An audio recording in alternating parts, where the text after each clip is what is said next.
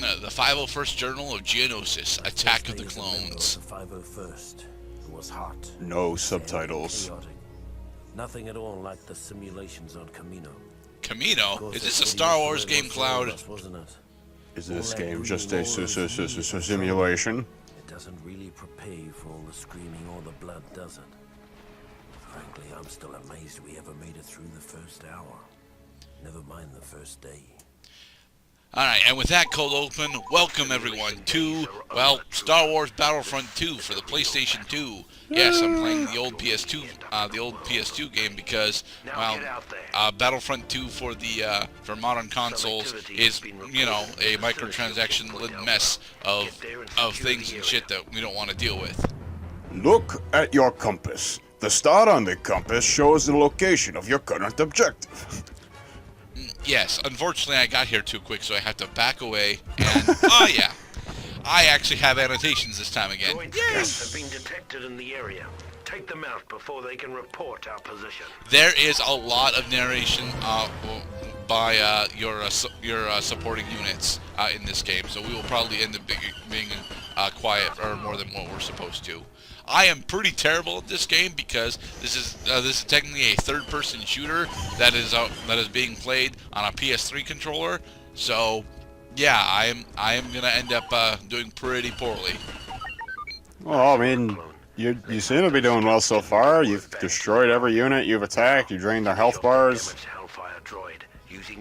Dude, it's the tutorial level. This does not count. It kind of counts. This is the open book portion of the exam. If you can't do this, then you really are dumb. But you are doing it, yeah. To secure a stronger foothold for our troops. Ooh, a small health pack. But yeah, the tutorial mission is just to explain all the different mechanics that are in the game, and honestly, it actually does a pretty good job of exploring and explaining the mechanics here. Now hacking. But no, we're not hacking. We're capturing a point. So we're playing zones. Yes, much like Battlefield 1942. Wasn't it 42 that actually introduced the command zones mechanic? I mean, command zones has been a thing in shooting games. Oh god, you're dead. Yeah. The command zones has been a thing in games for a long time. And here's one of the more interesting aspects of Battlefront 2 that, you know, was most certainly in Battlefront 1, but the class system. I am now playing as a clone engineer, and I have the ability to repair various structures around the map, as well as supply med kits to our surrounding forces. Don't ever supply med kits to your surrounding forces. Your surrounding forces are fucking retards. They're expendable. No, it's not that they're expendable. You flat out need them, but they are fucking retards. So they're a waste of time. They are indeed a waste of time. Well, can you use your medkits on yourself? I don't believe so. Mostly because although they land on the ground, usually the medic doesn't have enough HP for him to actually gain the benefits of the medkit. He'll just die too quickly. That is one thing that this game actually does pretty poorly. Time to kill is really short. Like all the base units take about three shots regardless of what weapon you're using. But thankfully there is a sprint button. So I noticed that you seem to be like the Call of Duty 2 soldier who just kind of comes out of nowhere to replace whoever died. Is there a death penalty? Yes, not in this mission because of the tutorial, but there is a death penalty. You see, the game functions on the stock system that was in Battlefield 1942. If you run out of stocks, then well, you lose the mission. This mission has not yet actually implemented the stocks, but they're here. Yes, droid sounds. Honestly, I really like Battlefront 2. I do. I think that this old version of the game actually, you know, sounds and feels very much like an epic scale Star Wars game. The CIS are holed up in the It's the John Williams brass that brings me into the Star Wars universe. It will give us a strong vantage point on the battlefield. Can't hear it right now because there's narration, but you'll hear the horn section. And the the loud, noisy top part of the drum that I can't remember what it's called.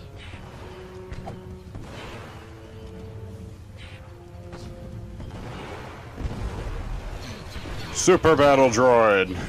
Yes, the Super Battle Droid, also known as the basic Battle Droid unit for the CIS. No, we have a rocket launcher as we are a jet trooper. Man, we took damage from one hit and we already lost like almost half of our health. Yeah. Because again, time to kill in this game is really short. We need some snipers to pick off some droids and help thin out the CIS forces.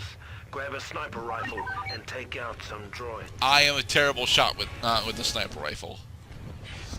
Got angels on our shoulders. No, we have a Gurdet on our shoulders, and see, he just missed that shot. Also, the sniper rifle only actually counts the kill if you hit the droid in the head. Oh God. What small targets they be. Very small targets. You have two different zoom functions on this particular sniper rifle, sure, but that really doesn't help because you're using an analog stick to scope around. So, yeah. As a person that plays shooter games almost exclusively on PC, I gotta say that trying to use a sniper rifle on a controller is a fucking chore. There's no idle sway. That honestly would annoy me more than how this actually feels. Because honestly, I'm okay with the idle sway being gone. It's actually the jerkiness of the analog stick itself that is the issue. Because there's a small amount of acceleration on it that kicks in, you know, after like I think a quarter second. Yeah, it's a little jerky. Like it looks like you spend most of your time just trying to aim at a droid. One droid. I just need one more. At a fixed point, and a minority of the time you're actually moving your cursor. Yeah. Very, very jerky movements. Alright, got him. Those spider walkers are tearing us to ribbons. Get to a CP and switch to the heavy trooper class. The heavy trooper specializes in high damage rocket launchers. He's got a kill. Some heavy fire. Unfortunately, the ammo droid here is destroyed, so I only have 2 shots at the moment. Destroy the spider walkers. Yeah, but you'll notice that my rocket launcher doesn't actually do all that much damage to the spider walkers. That is quite ridiculous. Now, when you change a soldier class, does the game remember how much your classes, how much damage each of the classes have taken already? Actually, no. You have a single life bar across each of your classes. Interesting. Are there any classes That's why that... I'm already at 35% health. Are there any classes that are more vulnerable than the others?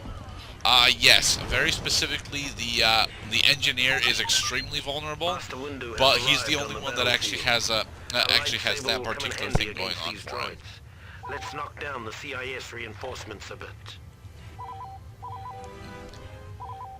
And now, hero units! I have successfully switched over to Mace Windu. Yes. The Jedi, specifically the Jedi that have the lightsaber throw, because not all of them have it, are ridiculously overpowered in this game. To the point where if you have the option to play as the Jedi that have the ability to throw their lightsaber, you do so. It doesn't matter who you are. Even Boba Fett, who's obviously the best unit in the game, it doesn't really compare to a Jedi that can throw his lightsaber.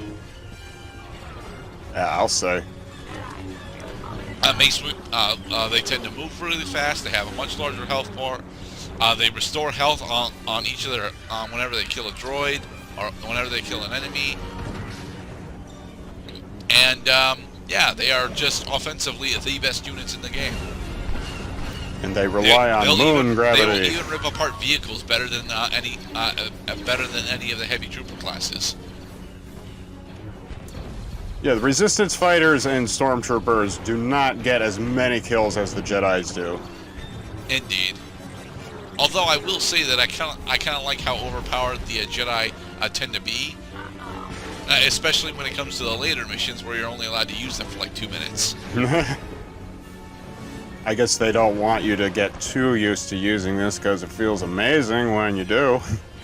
Yeah, at least for single player. For multiplayer, it's a totally different story. For multiplayer, the first one to actually land on either Mace Windu or Darth Vader tends to, just win. And the hero units that you get depend on what map that you're playing. We have to push the CIS back, take over their bunker to the north. Yeah, destroy the units, take out their health bars, and then win the game. And alright. Must figure out where... That's one thing that I honestly dislike about Battlefront 2. Your radar is mostly useless when you're on a hero unit, because depending on what unit you are, your radar will actually allow you to see if there are enemy units around you. But when you're on most of the hero classes, the radar does not function that way. So it's like, well, that's one steroid that I wish I still actually had. Yeah, you would think that because you can hit enemies more easily from a distance when you're not relying on your boomer saber in order to do it. Right. So they should point out where we have victory. Yes, victory.